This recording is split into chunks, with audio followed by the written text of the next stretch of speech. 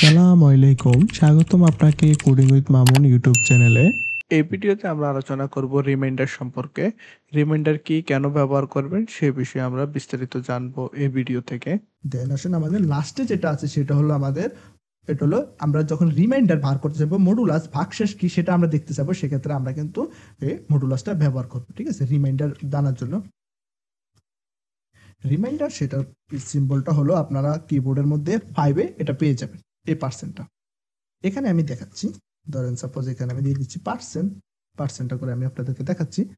So এখন যদি আমি প্রোগ্রামটা রান করি, দেখতে পাচ্ছেন 1 এসেছে, কারণ এটা আমার বাকশেষ 1, সেজন্য বাকশেষ একবারই দেখাচ্ছে, বাকশেষ 1। ঠিক আছে, আমরা রিমাইন্ডার সংখ্যাটা জানার জন্য এই রিমাইন্ডারটা কিন্তু আমরা ব্যবহার করে থাকি। আচ্ছা, এটা আপনারা বুঝবেন কিভাবে? 3 কে ধরেন 3 তিরিকা 9, 9 হয়ে গেল 3 বার গেল, দেন আমরা 9 লিখলাম, 10 থেকে 9 বাদ দিলে 8 থাকে কত? 1। সেক্ষেত্রে এখানে কিন্তু 1 এসেছে। অনেকে আসলে বুঝবেন না, সেজন্য আমি এটা এক্সপ্লেন করে আপনাকে বলেছি কিভাবে 1 এসেছে।